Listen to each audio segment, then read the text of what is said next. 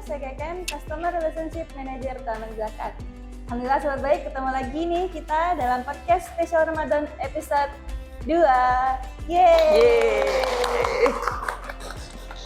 Alhamdulillah sudah hadir bersama dengan kita semua sebagai narasumber untuk episode 2 sekaligus anggota Dewan Syariah Taman Zakat, yaitu Ustazah Lulu Wahyu. Terima kasih Mbak Keken. Alhamdulillah ya Allah. Assalamualaikum Ustazah. Waalaikumsalam warahmatullahi wabarakatuh. Ya Allah. Sobat sekarang nih ada behind the scene sedikit ya. Saya cerita sangat sulit sekali untuk bikin janji temu dengan Ustazah Lulu nih, Masya Allah. Benar begitu ya Ustazah? Terima kasih Mbak Keken sudah sabar menunggu. Aduh, nggak apa Ustazah, kami sangat maklum nih, Ustazah kan amanahnya banyak ya, kemudian yang tulis juga banyak, terus baik sekalian, jadi wajar jika memang sulit untuk ketemu orang sibuk itu, Alhamdulillah, tapi ini berkah Ramadan. Alhamdulillah. Kita bisa ketemu gitu ya, kita bisa ketemu dengan Ustazah Lulu, Alhamdulillah. Tapi Ustazah nih ya, mungkin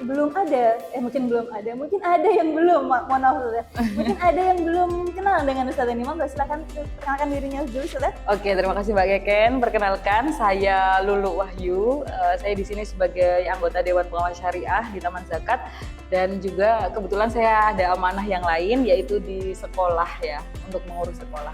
Masya Allah. Jadi mungkin wali murid sudah ketemu dengan Ustazah nih.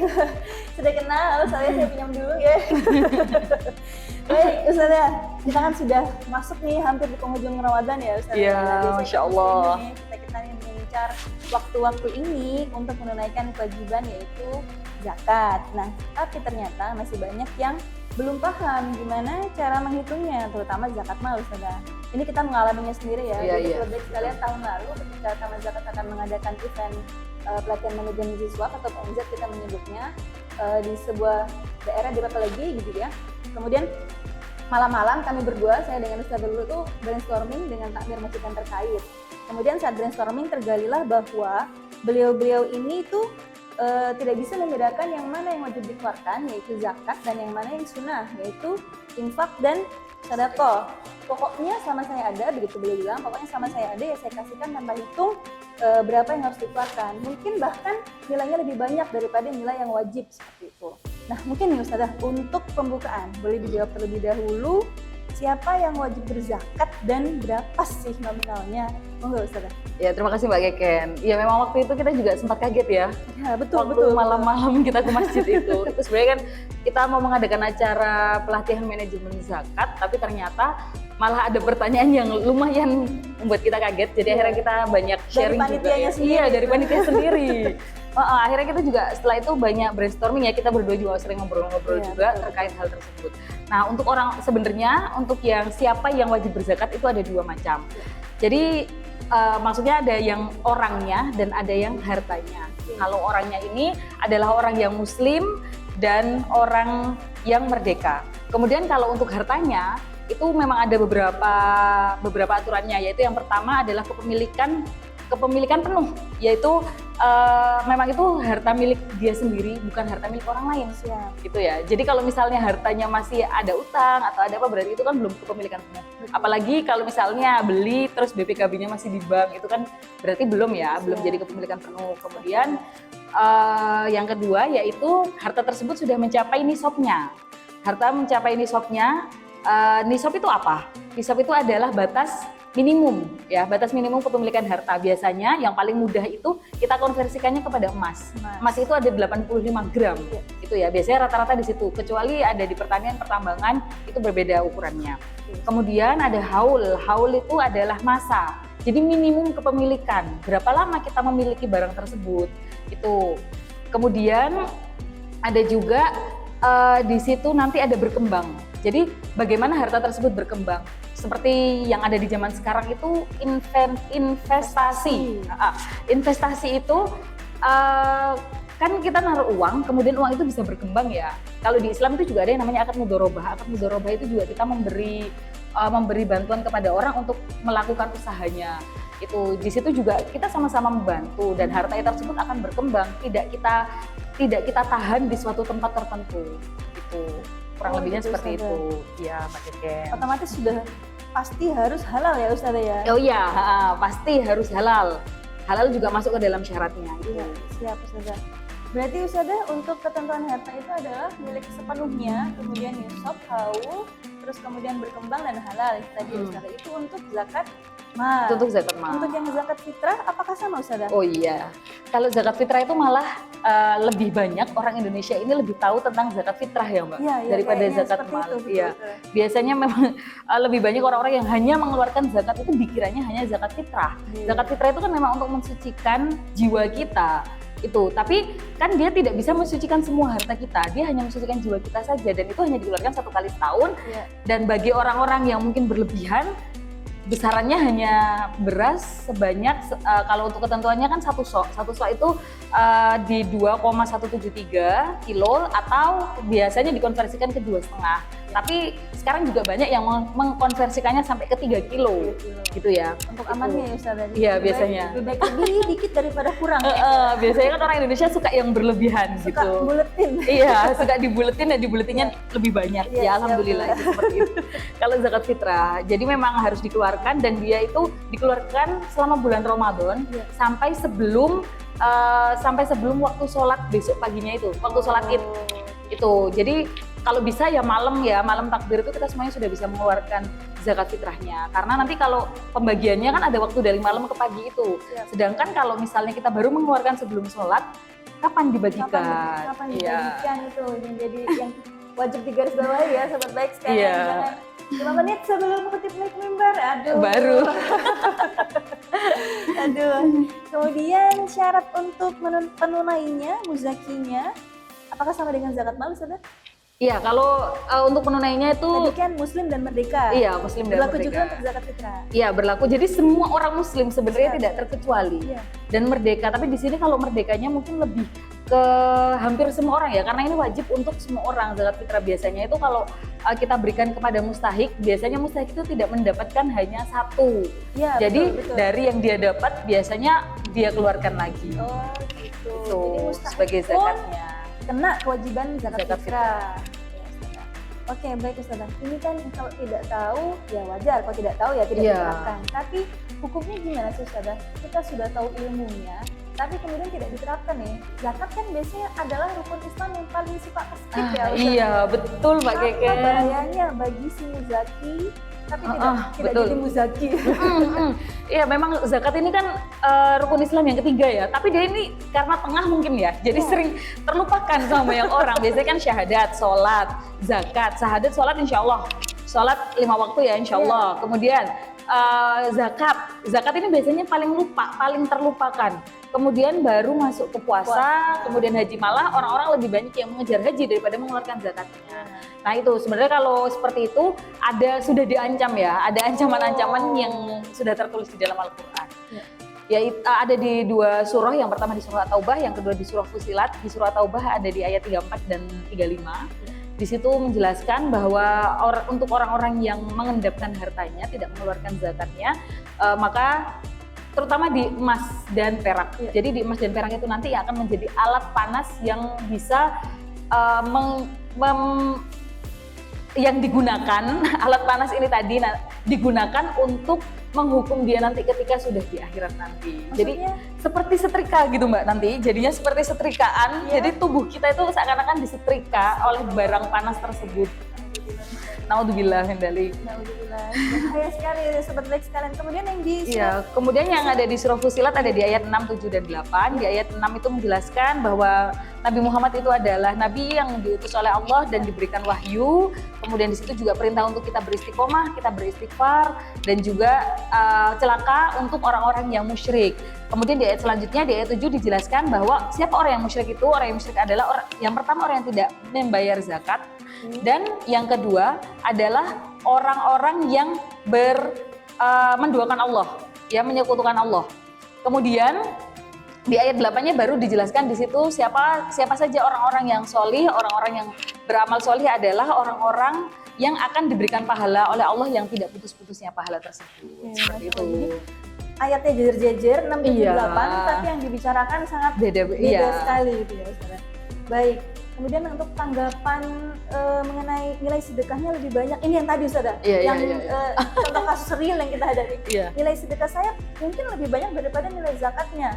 Nah, itu apakah bisa zakatnya sedekah yang dikeluarkan itu dipotongkan zakat, kemudian selebihnya diniatkan sebagai sedekah, apakah bisa begitu Ustazah? Sedekah yang dikeluarkan dipotongkan zakat. Oh, maksud saya gini, kan ada kalimatnya adalah saya nggak tahu nih apakah zakat apakah sedekah yang saya keluarkan. Yeah. Mungkin bahkan sedekah yang saya keluarkan lebih banyak daripada zakatnya. Nah, itu apakah bisa dianggap wajibnya, kemudian dikurangi sisanya itu dianggap sedekah itu? Ya, kan sebenarnya semuanya kembali kepada niatnya ya. Oh iya, benar. Iya, jadi kalau memang niatnya itu untuk bersedekah, sebenarnya memang masuknya ke sedekah. Ya. Jadi zakat ini karena wajib, jadi dia harus kita dahulukan daripada sedekahnya sebenarnya. Ya. Jadi memang ada banyak case ya Mbak. Dalam kehidupan ini kan banyak hal-hal yang tidak ideal yang terjadi ya. Iya, betul. Jadi terkadang kita sudah merencanakan sesuatu tapi kan hasilnya tidak sesuai apa yang kita rencanakan. Sama juga seperti itu. Kalau memang kita niatnya untuk sedekah, kita boleh saja mengeluarkan sedekah kapanpun, setiap hari pun tidak apa-apa. Sedangkan zakat ini kan hanya 1 tahun sekali dimintanya. Kalaupun memang mau dibayar tiap bulan, ya tidak apa-apa. Tapi kan dengan besaran yang sama. Dalam 1 tahun hanya dibagi ke 12 bulan itu tadi. Nah, di sini ada perbedaan fungsi sebenarnya antara zakat dan sedekah. Kalau zakat ini fungsinya untuk menyucikan harta kita. Tapi kalau sedekah untuk memperkaya atau untuk memperbanyak harta. Masya Allah. Jadi kalau memang ingin kaya atau ingin hartanya banyak bersedekah. Itu kayak pancingan gitu. Iya, itu pancingan. Mancing sedikit untuk mendapatkan banyak. Iya. Betul sekali. Kalau misalnya mau menambah harta jadi sedekah ya. Sedekahnya kemana? Ke taman jalan. Iya, betul. Baik, Ustazah. Nah, apakah bedanya hanya di situ Ustazah antara sedekah dan zakat ini? Oh, enggak, Mbak. Kalau memang kita lihat dari kewajibannya saja memang sudah sangat berbeda, fungsinya juga berbeda. Otomatis banyak hal turunannya itu juga yang berbeda. Gitu. Jadi biasanya kalau kita ngomong sodakoh atau sedekah, itu include di dalamnya adalah zakat. Karena banyak sekali ayat-ayat tentang zakat yang didahului dengan kata sodakoh. Tapi di situ maksudnya adalah zakat. Gitu. Kalau sodako ini kan asal katanya berasal dari kata asidaku, yaitu yang benar ya. Jadi di sini sebenarnya kita mengeluarkan zakat atau kita mengerjakan sedekah itu sebagai pembenaran iman kita. Kita membenarkan bahwa kita beriman kepada Allah, maka kita mengeluarkan sedekah tersebut. Bukan sebagai bukti hartaku banyak nih, bukan gitu ya? Enggak. Tapi sebagai bukti pembenaran keimanan kita kepada Allah. Jadi sedekah itu di situ hukumnya sunnah, tapi di dalamnya juga ada zakat kan. Innamas shadaqatu lil fuqara wal masakin, itu kan ayat tentang asnaf. Tapi di situ ada as-shadaqah. Padahal di situ maksudnya adalah zakat. Jadi kalau zakat ini wajib, kalau sedekah ini sunnah. Dan ada satu lagi biasanya kan zis ya.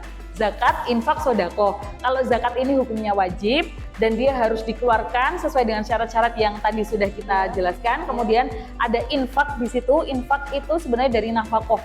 Jadi nafkah dari suami ke istri itu termasuk ke dalam infak. Kemudian kalau sodako ini lebih umum, bentuknya tidak harus dengan harta.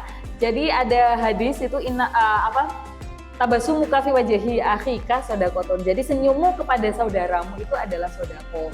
Itu kita senyum kepada orang aja udah sodako. Gimana kita memberikan harta kita kepada orang? Itu ya. Jadi kalau untuk zakat ada batasan minimumnya, tapi kalau sodako tidak ada. Jadi misalnya kita punya harta banyak, kita mau mengeluarkan 1 hari 100 juta atau 1 hari 1 miliar, itu boleh saja. Tidak ada larangan. Boleh jadi doa saya Ustazah ya. Iya, amin. Semoga ada peluang di masa depan saya bersedekah setiap hari 100 juta. Iya, amin. Sobat baik sekalian. Baik Ustazah, nah ini masuk ke yang menarik nih Ustazah. Banyak case-case di mana ketika kita sudah tahu teorinya, ini terutama bagi muzaki ya Ustazah yang sudah termasuk dalam syarat-syarat yang tadi kita sebutkan, ingin mengeluarkan zakat, sudah tahu teorinya, sudah tahu ilmunya, tapi ada kalanya, bukan ada kalanya, malah sering kali dihadapkan pada hitungnya gimana nih gitu. Nah, ada pertanyaan dari donatur kita sendiri, yaitu beliau punya usaha kos-kosan. Gimana cara mengeluarkan zakatnya, Ustazah?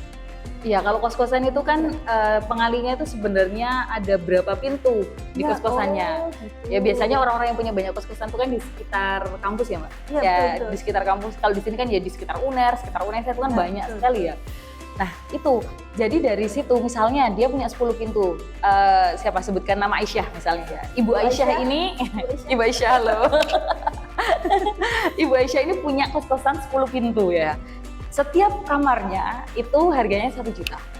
Misalnya ya, ini percontohan. Iya. Misalnya 1 juta. Jadi 1 juta satu bulan 1 juta untuk 1 pintu. Jadi dikali 10 sama dengan 10 juta. Untuk 1 bulan 10 juta. Berarti kalau dikalikan ke 12 bulan atau 1 tahun itu masuknya 120 juta.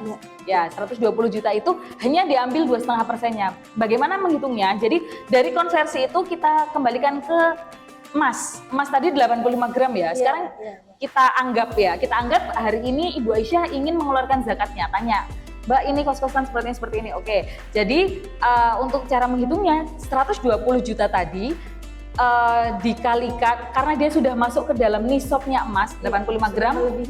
Sudah melebihi. Kita anggap hari ini 1 juta misalnya.